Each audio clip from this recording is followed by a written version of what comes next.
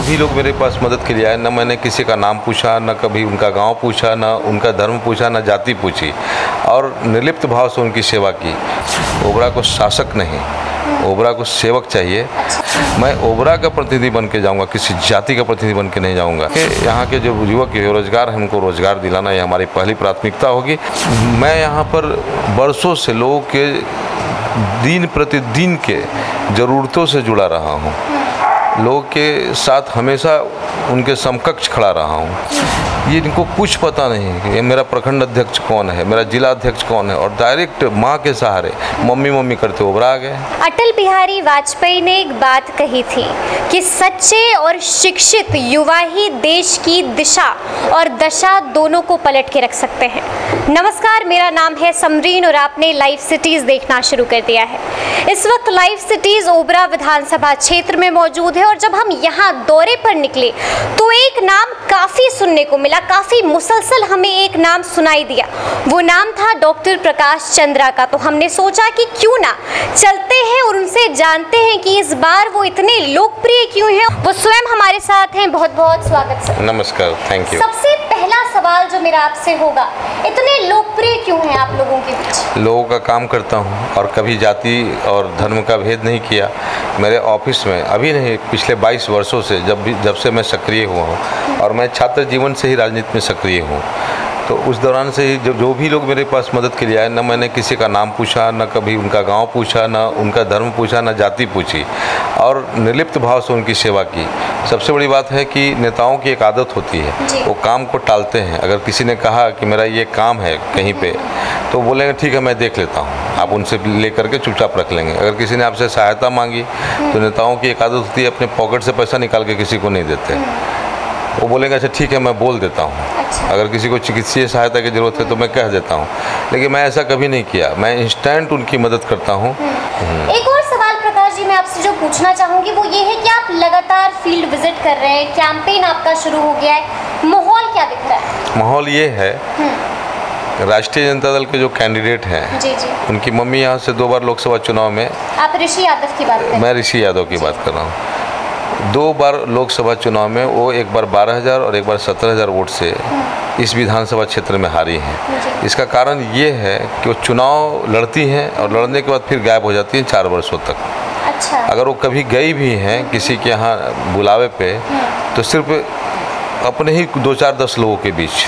दूसरे दल से भी जो प्रत्याशी आए हैं वो भी कहीं ना कहीं सिंबल के ही सहारे आए हैं, उनके पास अपना किया हुआ बताने के लिए कुछ नहीं है। दूसरा, इस बार इस ज़िले में जो सबसे बड़ी बात जो कार्यकर्ताओं को अंदर से कौंध रही थी वो ये कि बाहरी प्रत्याशी को होना। यहाँ की जनता भी इस बात से बहुत नाराज़ थी कि बाहरी प्रत्याशी को क्यों यहाँ थोपा जा रहा है। अच्छा। क्या ओबरा का कोई व्यक्ति, तो मतलब आपको लगता है कि आप लोकल प्रत्याशी हैं तो इस बात का एडवांटेज आपको मिलने वाला है? मिल रहा है ना, मिल रहा है। और बता रहा हूँ ना कि यहाँ के लोगों में ऐसा लग रहा है कि इसका मतलब ओबरा में कोई ऐसा व्यक्ति है ही नहीं जो ओबरा को का प्रतिनिधित्व कर सके। बाहर के लोगों को आकर के यहाँ पे प्रतिनिधित्व करना पड़ रहा है, तो ये बात यहाँ के लोगों को बहुत खल रहा है।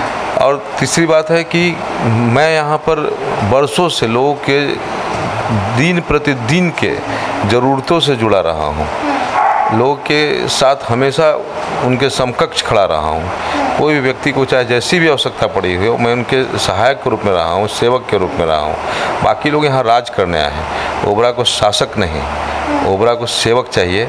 और आपने देखा होगा सुपर 30 फिल्म में एक डायलॉग था, आनंद ने बोला था कि अब कोई रानी का बेटा राजा नहीं बनेगा।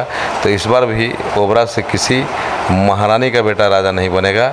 यहाँ जनता का प्रतिनिधि वही बनेगा जो जनता का सेवा किया है। अच्छा, ये बताइए कि पहले आप आरजेडी में थे, आपने आरजेडी का जिक्र किया तो मुझे ये बात याद आ गई कि पहले आप आरजेडी में थे, अब आप लोजपा में हैं, क्या वजह थी इसकी? मैं बता रहा हूँ, आपके ही चैनल पे मैंने अपना स्टेटमेंट दिया था कि मैं लालू यादव का सच्चा सिपाही हूँ।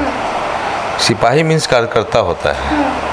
ये अचानक से बदल क्यों गया? बताता हूँ। लालू जी के प्रति मेरे मन में कोई ये नहीं है, उनको अभी भी मानता हूँ, तो सामाजिक न्याय के पुरोधा रहे हैं। तो लालू जी की मैं आलोचना कभी नहीं कर सकता, लेकिन कांति सिंह जिन्होंने कार्यकर्ताओं का हक मारा है अपने बेटे को यहाँ पे ला करके, अगर उनका बेटा भी लालू जी की बेटों की तरह, तेजस्वी जी और तेज प्रताप जी की तरह पहले पार्टी का काम किया होता, फिर वहाँ के लोगों के लिए काम किया होता, उन लोगों को भी चुनाव लड़ना था, तो राघोपुर और यहाँ महुआ में जाके पहले से ही काम कर रहे थे, वहाँ के कार्यकर्ताओं से जुड़े थे, सांगठनिक ढांचे को उन्होंने तैयार किया था। ये इनको कुछ पता नहीं कि मेरा प्रखंड अध्यक्ष कौन है, मेरा जिला अध्यक्ष कौन है, और डायरेक्ट माँ के सहारे मम्मी करते ओबरा आ गए। अच्छा, ओबरा की जनता उनको वोट तो देगी नहीं।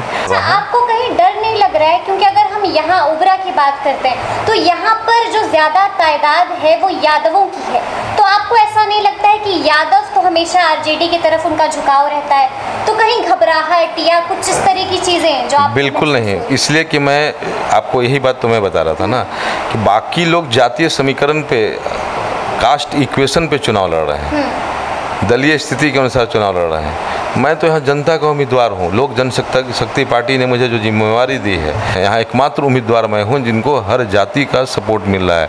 मैं ओबरा का प्रतिनिधि बन के जाऊँगा, किसी जाति का प्रतिनिधि बन के नहीं जाऊँगा। जो लोग जात के नाम पर यहाँ पे आए हैं उनको मुँह का खाना पड़ेगा। अच्छा, यहाँ पर क्या क्या मुद्दे आपको लगे? ओबरा के क्या कुछ मुद्दे हैं जो आपको लगा कि नहीं? देखिए, जब आप फील्ड वर्क कर रहे हैं, जब आप फील्ड में कैंपेन कर रहे हैं, क्या कुछ निकल के? इतने सालों में लगातार एक दल के ही विधायक रहे। हॉस्पिटल का स्थिति बहुत बुरा है, किसी ने आज तक इसके खिलाफ आवाज़ नहीं उठाई। सड़कों की स्थिति बहुत बदतर है, और ख़ासकर दलित, अति पिछड़ा और सवर्ण बहुल जो गांव है वहाँ पे सड़कों की स्थिति बहुत ही बुरी है, क्योंकि योजना देते समय ये लोग जनप्रतिनिधि नहीं रहते, ये लोग जाति का प्रतिनिधित्व करने लगते हैं। तो इन योजनाओं की प्रॉपर मॉनिटरिंग हो, शौचालय अगर है तो उतरे। जल योजना का हालत बहुत ही बुरा है, ग्रामीण सड़कों को खोद दिया गया है तो और तोड़ दिया गया है, और तोड़ करके छोड़ दिया गया, काम अधूरा पड़ा है। इन सबों को दुरुस्त कराना, युवाओं जो बेरोजगारी के अभाव में भटक रहे हैं उनकी समस्याओं के लिए सरकार से लड़ना, उनकी समस्याओं को रखना। उसी तरह प्रधानमंत्री कौशल विकास केंद्र चलाए जा रहे हैं। सरकार बच्चों का निबंधन भी करती है नियोजन विभाग के माध्यम से। कितने लोग नियोजित हुए, सरकार ये आंकड़ा बताए। ऐसे लोगों का नियोजन हो सके, ऐसी व्यवस्था करना, और प्राइवेट कंपनीज के साथ भी कोऑर्डिनेशन बना करके यहाँ के जो युवक बेरोजगार हैं उनको रोजगार दिलाना, ये हमारी पहली प्राथमिकता होगी। और साथ ही साथ जो जातीयता की दुर्गंध से पूरे क्षेत्र को पाट दिया गया है, इतना घृणा पैदा कर दिया गया है एक जाति को दूसरे जाति के प्रति कि जाति का नाम जानते ही लोग संदेह की नज़र से देखने लगते हैं। मैं इस क्षेत्र से जब चुनाव जीतूंगा, मैं जातीयता की खाई को पाटूंगा, समरस समाज की स्थापना होगी जिसमें जातीयता का नहीं मानवता का स्थान होगा। चलिए, बहुत बहुत शुक्रिया, बहुत बहुत शुक्रिया। तो ये थे डॉक्टर प्रकाश चंद्रा, और आपने सुना कि उन्होंने साफ साफ लफ्ज़ों में कह दिया है कि उन्हें राजा बनने का शौक़ नहीं है, उन्हें लोगों की सेवा करना है और उन्हें सेवक ही रहने दिया जाए। जी हाँ, तो ऐसे तमाम अपडेट्स के लिए आप हमारे साथ बने रहें। कैमरामैन ऋषि के साथ मैं समरीन, लाइव सिटी। शुक्रिया।